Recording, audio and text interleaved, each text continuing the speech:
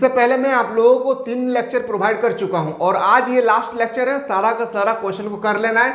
जब सारा क्वेश्चन आप लोग अगर कर लेंगे तो इससे बाहर आपके पेपर में नहीं छपेगी, यानी कल के एग्जाम में। तो बिल्कुल आप लोग वीडियो को ध्यान से देखिए, समझिए, तब जाकर आप लोगों को पेपर में लिखने में मजा कुछ और ही आएगा। क्योंकि एग्जाम तो दूर की बात, इकोनॉमिक्स को देखा जाए ना, इकोनॉमिक्स अपने आप एक टफ सब्जेक्ट है। सर टफ सब्जेक्ट क्यों बोल रहे हैं? क्योंकि टफ लैंग्वेज है। इसका टफ सब्जेक्ट नहीं है, टफ लैंग्वेज है। टफ लैंग्वेज मतलब जैसे हम लोग लेन देन को हम लोग बोलते हैं, क्या हम लोग विनिमय बोलते हैं उसको, किससे? तो इकोनॉमिक्स के लैंग्वेज में। तो आप लोगों को इकोनॉमिक्स का लैंग्वेज आना चाहिए, ठीक है। मैं कोशिश करूंगा कि आप लोगों को बेहतरीन तरीके से समझाने की। तो चलिए, आप फाइनली वीडियो बन रहा है, इसके बाद और वीडियो आप लोगों को नहीं आएगी। और कोई भी एप्लीकेशन के माध्यम से पढ़ रहे हैं, याद रखिएगा, जो भी स्टूडेंट हमारे एप्लीकेशन से पढ़ रहे हैं वो लोग को क्वेश्चन यहाँ पे मिल जाएगा, ठीक है। यहाँ पे जैसे आप जो भी कोर्स को बाय किए हैं, अगर आप में से कोई ऐसा स्टूडेंट है जो अभी तक ऐप को डाउनलोड नहीं किए, तो प्ले स्टोर में ओपन कीजिएगा, मिसाइल क्लासेस सर्च करके आप लोगों को अपने मोबाइल नंबर से वेरिफिकेशन करके डाउनलोड कर लेना है। वहां पे बहुत सारे कोर्सेज मिलेंगे। जैसे अगर आर से लेकर स्टडी कर रहे हैं तो आपको यहाँ पे मिल जाएगा, ठीक है। जो एप्लीकेशन वाला जो स्टडी कर रहे हैं, हमारे एप्लीकेशन के माध्यम से जो प्रतिदिन स्टडी करते हैं, ठीक है। अगर आप कॉमर्स वाले हैं तो आप लोग इस कोर्स को बाय किए तो इसमें मिल जाएगा आप लोगों को। अगर इकोनॉमिक्स स्पेशल बैच आप लोग बाय किए तो इसमें मिल जाएगा, ठीक है। तो आप लोग क्वेश्चन जैसे हमारे पास आ जाएगा यूनिवर्सिटी के टीचर की तरफ से, आप लोग को यहाँ पे ऑलरेडी प्रोवाइड कर दिया जाएगा, ठीक है। तो बिल्कुल आप लोग टेंशन ना लें, थोड़ा सा भी जो चीज मैं बता रहा हूँ इससे बाहर नहीं पूछी जाएगी। तीनों लेक्चर को कर लेना है अच्छी तरह से, और आप लोगों को एग्जाम में यही सब क्वेश्चन मैच करेगी, ठीक है। चलिए फाइनली मैं आपके सामने एक क्वेश्चन आपके सामने मैं लेकर आया हूँ जो बहुत ही top of the most important question है। सबसे पहले हम लोग बात करते हैं ऑब्जेक्टिव क्वेश्चन का। क्या बात करते हैं? सबसे पहले ऑब्जेक्टिव क्वेश्चन का। देखिए, चक्रीय प्रवाह के अंतर्गत निम्नलिखित में से शामिल है। क्या शामिल है सर? तो बोलेंगे वास्तविक प्रवाह और मौद्रिक प्रवाह। आप बताएंगे सर वास्तविक प्रवाह क्या है, मौद्रिक प्रवाह क्या है? मैंने ऑलरेडी हमारे एप्लीकेशन के माध्यम से जो भी बच्चे पढ़ रहे हैं, मैंने ऑलरेडी आप लोगों को बहुत बेहतरीन तरीके से एक्सप्लेन कर चुका हूं। यानी इस तरह से देखा जाए तो ऑप्शन नंबर सी इसका बिल्कुल राइट आंसर हो जाएगा। क्वेश्चन 2 पे आते हैं, स्टॉक के अंतर्गत निम्नलिखित में से कौन शामिल है? स्टॉक के अंतर्गत तो बताएंगे मुद्रा का परिणाम, धन, गोदाम में रखे गेहूं भी एक तरह का क्या है? बोलेंगे स्टॉक कहलाता है। ऑप्शन नंबर क्या हो जाएगा? डी इसका बिल्कुल राइट आंसर हो जाएगी। क्वेश्चन नंबर नेक्स्ट पे आते हैं। अभी भी 3 महीना है, अच्छी तरह से पढ़ाई कीजिए, इजीली से आप 80 से 90% मार्क्स ला सकते हैं, ठीक है। बस राइट डायरेक्शन होना चाहिए। और मिसाइल क्लासेस का एक छोटा सा परिवार है जहां पे आप लोग वो राइट डायरेक्शन हमेशा देते हैं। आप लोग बस आप लोग आगे बढ़िए, पढ़िए, लिखिए और आगे बढ़िए, ठीक है। क्वेश्चन 3 पे प्रवाह के अंतर्गत निम्नलिखित में से कौन शामिल है? प्रवाह के अंतर्गत देखिए उपभोग भी फ्लो है, निवेश भी और आय भी। इस तरह से देखा तो ऑप्शन नंबर क्या हो जाएगा? डी इसका बिल्कुल राइट आंसर हो जाएगी। क्वेश्चन नंबर नेक्स्ट पे मूव करते हैं। क्वेश्चन नंबर जो नेक्स्ट है, वास्तविक प्रवाह के अंतर्गत निम्नलिखित में से कौन शामिल है? देखिए, वास्तविक प्रवाह के अंतर्गत हमसे पूछा गया, तो मैंने आपको बताया था क्लास में, वस्तुओं का प्रवाह मैंने बताया था जो एप्लीकेशन से पढ़ रहे हैं, और सेवाओं का प्रवाह, दोनों क्या होता है? वास्तविक प्रवाह में शामिल होते हैं। इस प्रकार ऑप्शन नंबर क्या हो जाएगा? सी इसका बिल्कुल राइट आंसर हो जाएगी। क्वेश्चन 5 पे आते हैं, परिवार फर्मों को निम्नलिखित में से कौन सी सेवा प्रदान करती है? जो परिवार है, फर्मों को निम्नलिखित में से कौन सी सेवाएं प्रदान करती है? तो भूमि प्रदान करती है, श्रम भी प्रदान करती है, पूंजी और उद्यम। यानी ऑप्शन नंबर क्या हो जाएगा? ऑप्शन नंबर डी इसका राइट आंसर हो जाएगा। तीनों को प्राप्त करता है, यानी तीनों को सेवा प्रदान करते हैं। इस तरह से अगर हम देखें तो ऑप्शन नंबर डी इसका बिल्कुल राइट आंसर हो जाएगा। सारा का सारा क्वेश्चन को अपने माइंड में सेटअप कर लेना है। जस्ट इसी वीडियो में आपको very short question, long question, तीनों चीज में बताऊंगा, पैसेंस बनाकर रखिए। 3 क्षेत्रीय मॉडल में निम्नलिखित में से कौन शामिल है? तो बताएंगे सर परिवार, फॉर्म, सरकार। इन ऑप्शन नंबर क्या हो जाएगा? डी इसका बिल्कुल राइट आंसर हो जाएगी। क्वेश्चन नंबर 4 पे आते हैं, 7 पे आते हैं, 4 क्षेत्रीय मॉडल में निम्नलिखित में से कौन शामिल है? तो बताएगा सर 4 को बताएगा तो एक परिवार होगा, एक फॉर्म होगा, एक सरकार होगी, एक विदेशी क्षेत्र होगा। ऑप्शन नंबर सी इसका राइट आंसर हो जाएगी। क्वेश्चन नंबर 8 पे आते हैं, 4 क्षेत्रीय अर्थव्यवस्था के चक्रीय प्रवाह में संतुलन के लिए शर्त निम्नलिखित में से कौन सी शर्त रखा गया है? C+1 I + G + X - A। आप सोचेंगे सर ये क्या है? ये नंबरिकल क्वेश्चन क्या है? नंबरिकल के अंतर्गत आते हैं। और नंबरिकल क्या होती है मैंने ऑलरेडी एप्लीकेशन के माध्यम से आप लोगों को स्टडी करा चुका हूं, ठीक है। आप लोग अच्छी तरह से आप लोगों को पता है। जो भी स्टूडेंट अभी तक एप्लीकेशन को डाउनलोड नहीं किए तो बिल्कुल आप लोग प्ले स्टोर से एप्लीकेशन को डाउनलोड कर लीजिए। प्राथमिकता क्षेत्र में सम्मिलित होती है। मैंने आपको बताया था प्राथमिकता में सबसे पहले कौन आता है? तो कृषि। तो कृषि तो होगा ही, खुदरा व्यापार भी होगा, लघु उद्योग, इन्हें छोटा छोटा उद्योग जो होती है वो भी क्या आते हैं? प्राथमिक सेक्टर में आता है। ऑप्शन नंबर क्या आ जाएगा? ऑप्शन नंबर डी इसका बिल्कुल राइट आंसर हो जाएगी। क्वेश्चन नंबर 10 पे आते हैं, तृतीय क्षेत्र के अंतर्गत निम्नलिखित में से कौन आता है? मैंने आपको बताया था प्रथम क्षेत्र, द्वितीय क्षेत्र, तृतीय क्षेत्र और चतुर्थ क्षेत्र। प्रथम क्षेत्र में हम लोग मेनली देखते हैं कृषि के बारे में। किसके बारे में सर? तो बताएंगे सर हम लोग देखते हैं कृषि के बारे में। सेकंड शब्द में देखते हैं सर विनिर्माण, विनिर्माण। तीसरा में हम लोग क्या देखते हैं सर? तो तीसरी क्षेत्र में हम लोग देखते हैं कभी कभी संचार, जनसंचार, ठीक है। चौथा सेक्टर आप लोग को अभी नहीं पढ़ना है, तो यहाँ पे आप लोग क्या देख रहा है? तो बुलाएंगे सर संचार। सेकेंडरी सेक्टर में विनिर्माण आएगा, विनिर्माण नहीं, ठीक है, ये भी आप लोग को ध्यान रखना है। चलिए सर क्वेश्चन नंबर नेक्स्ट पे आता है। जरूरी नहीं कि ये क्वेश्चन आएगा, लेकिन इससे रिलेटेड क्वेश्चन छपेगी। निम्नलिखित में से कौन सा प्रवाह नहीं है? तो प्रवाह नहीं है बोलेंगे सर पूंजी जो है प्रवाह नहीं है, बाकी सब क्या है? प्रवाह है, आय, निवेश, मूल्यह्रास, ठीक है। क्वेश्चन नंबर नेक्स्ट पे आते हैं। क्वेश्चन नंबर नेक्स्ट है कि द्वितीय क्षेत्र में कौन सा शामिल है? मैंने अभी जस्ट बताया द्वितीय क्षेत्र के बारे में बताएगा विनियोग, क्या बताया? विनियोग। अगर बैंकिंग पूछा जाए तो बोलेंगे सर तृतीय क्षेत्र में बैंकिंग शामिल होती है, ठीक है। क्वेश्चन नंबर नेक्स्ट पे आते हैं। जो क्वेश्चन नंबर नेक्स्ट आपसे अगर पूछा जाएगा कि एक अर्थव्यवस्था में कौन सा क्षेत्र सम्मिलित रहता है, अर्थव्यवस्था के अंतर्गत कौन सा व्यवस्था सम्मिलित रहती है? तो प्रथम, द्वितीय, तृतीय। मैंने बताया प्रथम कृषि, दूसरा में विनिर्माण, तीसरा में अगर आपसे पूछा जाए संचार। इन ऑप्शन नंबर क्या आ जाएगा? ऑप्शन नंबर डी इसका बिल्कुल राइट आंसर होगा। समझ में आ रहा है? कोई दिक्कत तो नहीं हो रहा ना? रट्टा नहीं लगाना है, रट्टा नहीं लगाया मेरे लाल, रट्टा मत लगाइए, समय बहुत निकल चुका है आप लोगों का, ठीक है। समझिए, बुझिए और तब जाकर आंसर कीजिए। क्वेश्चन सिस्टम में क्या सत्य है आपको बताना है, या क्या सत्य है? ये क्वेश्चन फाइनल एग्जाम 2021 में पूछा गया था। या क्या सत्य है? एनएनपी जो एप्लीकेशन से पढ़ रहे हैं, मैंने आपको बताया था जीएनपी माइनस घिसावट, यानी क्या हो जाएगा? ऑप्शन नंबर ठीक से एकदम नजरे को गड़ाना है, double NP equal to GNP minus घिसावट होगी, ठीक है। चलिए क्वेश्चन नंबर नेक्स्ट पे आते हैं। घिसावट भाई किसमें सम्मिलित रहता है? तो बताएंगे सर एनएनपी, एमपीएम, याद रखिएगा। ऑप्शन नंबर क्या हो जाएगा? ए इसका राइट आंसर हो जाएगी। क्वेश्चन नंबर नेक्स्ट पे मूव करते हैं कि साधन लागत पर शुद्ध राष्ट्रीय उत्पाद, याद रखिएगा प्योर नेशनल प्रोडक्ट को कहा जाता है, क्या कहा जाता है? राष्ट्रीय आय, नेशनल इनकम बोलते हैं। क्या बोलते हैं सर इसको हम लोग? National income. जब फाइनल एग्जाम बैठेंगे ना तो उसमें वेरी शॉर्ट क्वेश्चन, लंब क्वेश्चन, तीनों ही जगह में आपको ये क्वेश्चन देखने को मिलेगा। राष्ट्रीय आय क्या है, राष्ट्रीय आय का उल्लेख करें, राष्ट्रीय आय को मापने के लिए किन किन विधि का प्रयोग की जाती है, ये क्वेश्चन आएगा, याद रखिएगा, ठीक है। क्वेश्चन नंबर नेक्स्ट पे आते हैं। क्वेश्चन मुझे आपका अगला प्रश्न पूछा जाएगा कि अस्थायी पूंजी के उपभोग को क्या कहते हैं? तो उसको हम लोग मूल्यह्रास बोलते हैं। आप सोचेंगे सर मूल्यह्रास क्या होती है? तो मूल्यह्रास के बारे में मैंने ऑलरेडी बता चुका हूं, ठीक है। चलिए क्वेश्चन नंबर नेक्स्ट पे आते हैं। क्वेश्चन है कि 21 निम्नलिखित में से कौन सही है? आपको बताना कौन से स्टेटमेंट सही है। तो प्रयोज्य आय, व्यक्तिगत आय माइनस प्रत्यक्ष कर, ऑप्शन नंबर क्या हो जाएगा? ए इसका राइट आंसर हो जाएगी। क्वेश्चन 22 पे आते हैं। यदि किसी देश की विदेशों से प्राप्त निवल आय ऋणात्मक है, निवल आय, तो क्या होती है? तो सकल घरेलू उत्पादन ज्यादा होगा सकल राष्ट्रीय उत्पादन से। अब सकल घरेलू उत्पादन क्या होती है? सकल राष्ट्रीय उत्पादन क्या होता है? थोड़ा सा पेशेंस बनाइए, ऑब्जेक्टिव के बाद हम लोग इसी में हम लोग वेरी शॉर्ट क्वेश्चन में देखेंगे और शॉर्ट क्वेश्चन में भी दिखेंगे आप लोगों को, और मैं समझाने की कोशिश करूंगा, ऐसा समझाऊंगा कि आपको लाइफ टाइम याद रहेगी, ठीक है। किसी अर्थव्यवस्था में एक वर्ष के अंतर्गत उत्पादित अंतिम वस्तु तथा सेवाओं के बाजार मूल्य को क्या कहते हैं? तो बताएंगे सर कुल घरेलू उत्पाद, याद रखिए कुल घरेलू इनकम हम लोग बोलते हैं। नेक्स्ट क्वेश्चन पे आते हैं। क्वेश्चन नंबर आपके 24। निम्नलिखित देशों से उद्देश्य से खरीदी गई वस्तु का अंतिम वस्तु कहलाती है। अब बोलेंगे सर अंतिम वस्तु क्या है, मध्यवर्ती वस्तु क्या है? ये क्वेश्चन तो टपकेगा फाइनल एग्जाम में, मध्यवर्ती वस्तु क्या है और अंतिम वस्तु क्या है, तो आपको याद रखना है। देखिए अंतिम वस्तु क्या है, मध्यवर्ती वस्तु क्या है, मैंने ऑलरेडी प्रोवाइड कर चुका हूं। तो बताएंगे सर आवश्यकताओं के संतुष्टि के लिए और फर्म में निवेश के लिए ना, ऑप्शन नंबर क्या हो जाएगा? सी इसका बिल्कुल राइट आंसर हो जाएगी। क्वेश्चन नंबर 25 पे आते हैं। निम्नलिखित में से कौन राष्ट्रीय आय को परिभाषित करता है? राष्ट्रीय आय को, तो बोलेंगे सर इनमें से कोई नहीं, क्या हो जाएगी? उपयुक्त में से कोई नहीं। क्वेश्चन नेक्स्ट पे आते हैं कि राष्ट्रीय आय के आकलन में किसी वस्तु या सेवा का मूल्य एक से अधिक बार सम्मिलित करता है, उसे क्या बोलते हैं हम लोग? दोहरी गणना। और दोहरी गणना के बारे में मैं इतना बेहतरीन तरीके से समझाया था कि जो भी बंदा पढ़े एप्लीकेशन पे दोहरी गणना के बारे में, तो फाइनल एग्जाम में आपके फाइनल एग्जाम 5 या 3 मार्क्स के क्वेश्चन पूछे जाएंगे, ठीक है। दोहरी गणना के बारे में बहुत बेहतरीन तरीके से आप लोगों को मैंने एप्लीकेशन के माध्यम से समझाया था। ऐसा समझाया था, मैं उम्मीद करता हूं कि अगर आप में से कोई ऐसे स्टूडेंट देखें जो एप्लीकेशन से पढ़ रहे हैं, लाइफ टाइम आपका माइंड में मैं सेटअप कर दूंगा वहां पे, ठीक है। एक बार जाके देखिएगा। क्वेश्चन नंबर नेक्स्ट, तबियत सही नहीं है मेरे प्यारे, लेकिन आप लोग एग्जाम तो है कल, बताना पड़ेगा इसलिए मैं बता रहा हूं, ताकि फिर भी आप लोग पढ़िए।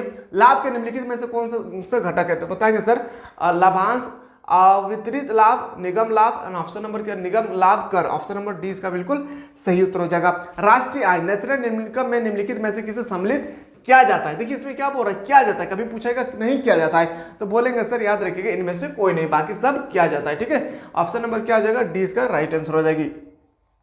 क्वेश्चन नेक्स्ट पे आते हैं कि राष्ट्रीय आय की गणना निम्नलिखित में से किससे सम्मिलित किया जाता है? याद रखिए राष्ट्रीय आय जो नेशनल इनकम है उनका कैलकुलेशन निम्नलिखित में से किससे सम्मिलित किया जाता है? जो क्वेश्चन है ना बहुत इंपॉर्टेंट, तो बोलेंगे सर ऑप्शन नंबर डी इसका राइट आंसर हो जाएगी। क्वेश्चन नंबर नेक्स्ट पे आते हैं, सकल राष्ट्रीय उत्पादन की गणना निम्नलिखित में से किससे सम्मिलित, देखिए नहीं किया जाता है। यहाँ पे क्या बोल रहे हैं, नहीं किया जाता है, तो पुरानी वस्तु का क्रय विक्रय करना और मध्यवर्ती वस्तु, इन ऑप्शन नंबर क्या हो जाएगी, ऑप्शन नंबर सी। अभी समझिए मध्यवर्ती वस्तु क्या होती है, थोड़ा सा पैसेंस रखिए, सारा चीज मैं आपको बताऊंगा, ठीक है, पैसेंस रखिए थोड़ा सा।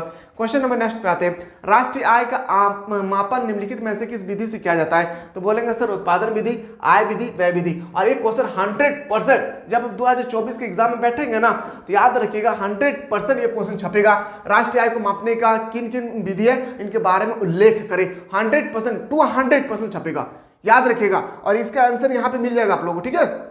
जो भी बंदा पढ़ रहे हैं उसको आप ओपन कीजिएगा, कोई भी जो भी आप मान लेते हैं, आप आर्ट्स से लेकर आर्ट्स का है, कॉमर्स और साइंस वालों के लिए है, और स्पेशल अगर इकोनॉमिक्स का बैच बाय किए तो इसमें मिलेगा, ठीक है। अब जैसे ओपन करेंगे तो आपका बुक नंबर 1, बुक नंबर 2 आपको ओपन करना है, बुक नंबर 2 और चैप्टर नंबर 2 ओपन करना आपको मिल जाएगा, ठीक है। बुक नंबर 2 फोल्डर मिलेगा बुक नंबर 2, फिर उसी फोल्डर में आपको टच करना है, बुक नंबर 2 आएगा, बुक नंबर 2 के नीचे आपका सारा क्वेश्चन आ जाएगा, ठीक है।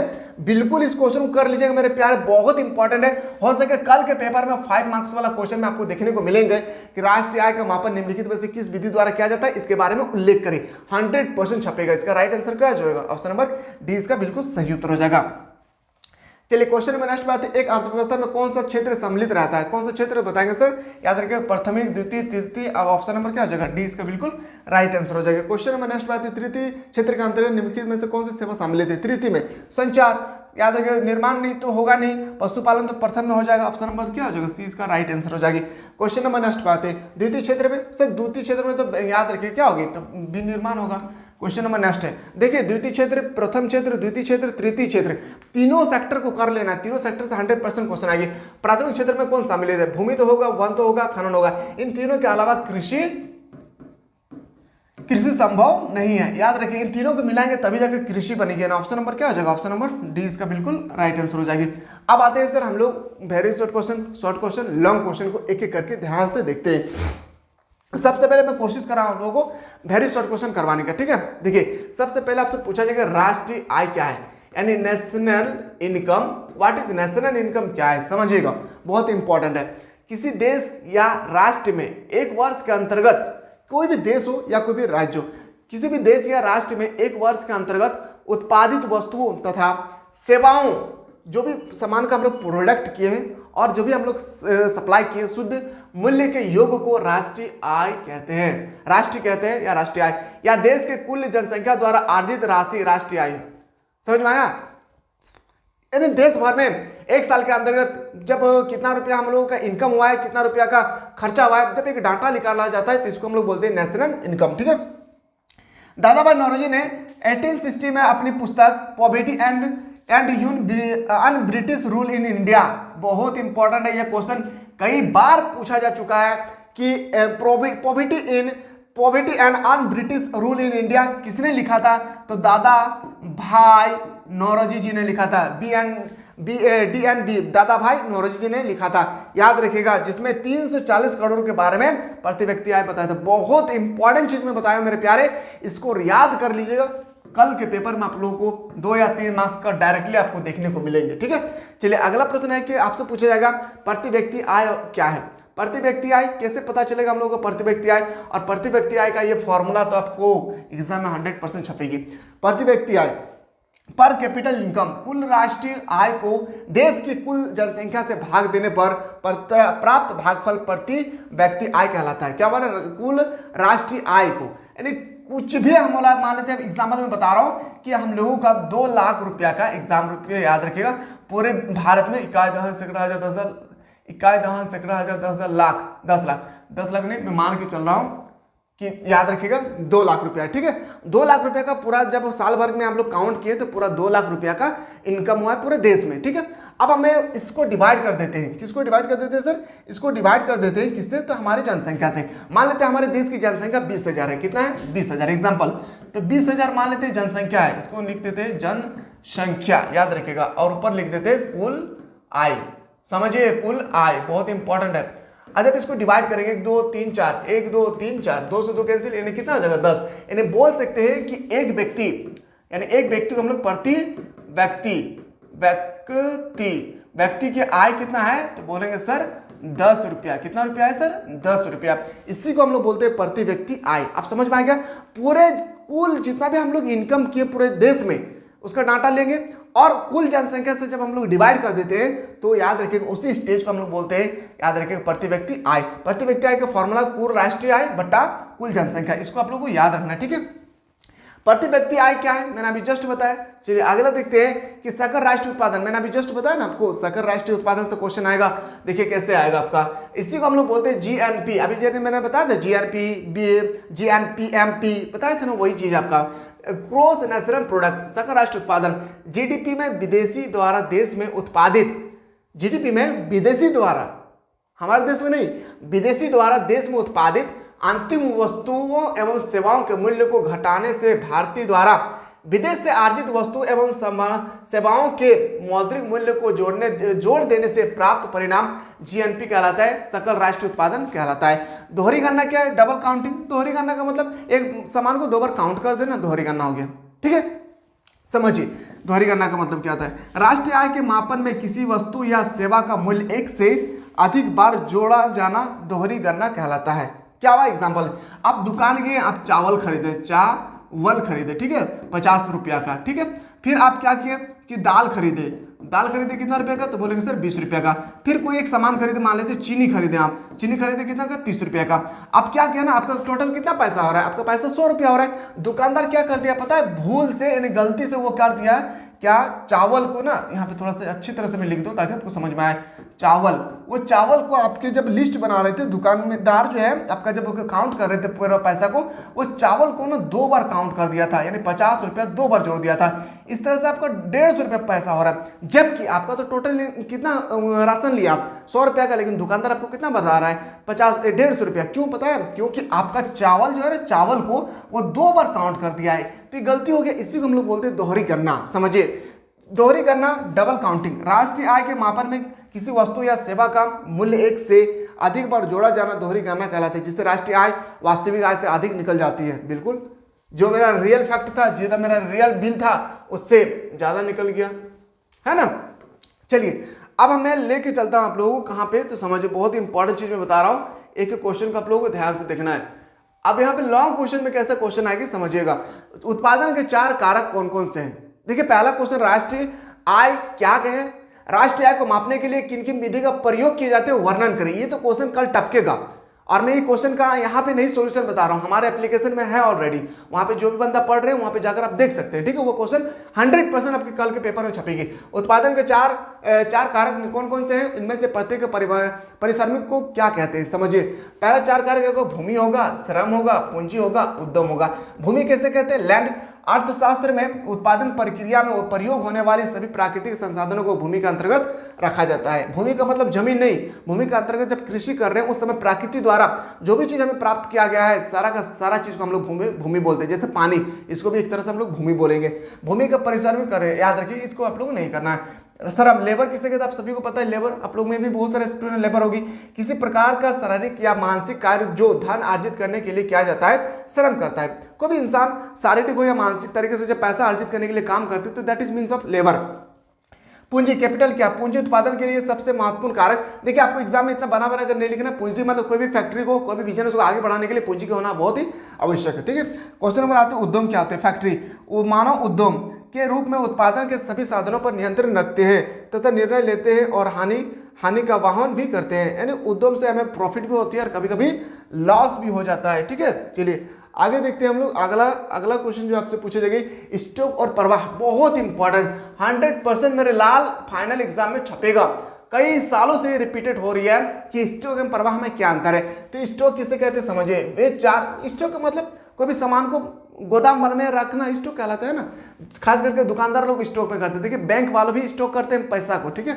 वे चर जो समय के निश्चित बिंदु के अंतर्गत पाए जाते हैं। अब स्टॉक का मतलब ऐसा नहीं बोलेंगे जहां पे सामान रखा जाता है सालों भर, उसको हम लोग स्टॉक बोलते हैं। इकोनॉमिक्स के लैंग्वेज में आपको बताना होगा, ठीक है। इकोनॉमिक्स के लैंग्वेज में आपको फाइनल बताना होगा। स्टॉक चर जैसे 31 मई संपत्ति, उसके बाद होता है क्या, खाद्यान्न भंडार, ये सब हम लोग स्टॉक बोलते हैं। प्रवाह, फ्लो, वह चर जो समय की एक निश्चित अवधि के संदर्भ में पाए जाते हैं, प्रवाह चर कहलाते हैं। जो एप्लीकेशन से पढ़ रहे हैं उन लोगों को ऑलरेडी मैं PDF प्रोवाइड कर चुका हूं, ठीक है, वहां से जाकर देख सकते हैं। आप फ्लो एवं स्टॉक में आपको अंतर बताना क्या है। स्टॉक एक निश्चित समय पर मापा जाने वाला चर है, जबकि प्रवाह एक निश्चित समय अवधि पर मापा जाने वाला चर है। स्टॉक की प्रकृति और अचल है तथा प्रवाह की प्रकृति चल है। स्टॉक का समय काल नहीं होता है, जबकि प्रवाह का समय काल होता है। टाइम पीरियड, निवेश प्रवाह है जो और पूंजी स्टॉक में है, क्योंकि निवेश का संबंध उस समय काल से है तथा पूंजी एक निश्चित समय पर है, एक व्यक्ति का स्थिरता। ठीक है, इस तरह से आप लोग कर लीजिएगा। बाकी जो भी क्वेश्चन है एप्लीकेशन में ऑलरेडी मैंने प्रोवाइड कर चुका हूँ, वहां से जाकर अच्छी तरह से देखिएगा। एग्जाम से पहले इन चारों लेक्चर को जरूर देख लीजिएगा जो मैंने ऑलरेडी आप लोगों को प्रोवाइड कर चुका हूँ। मिलते हैं नया वीडियो में।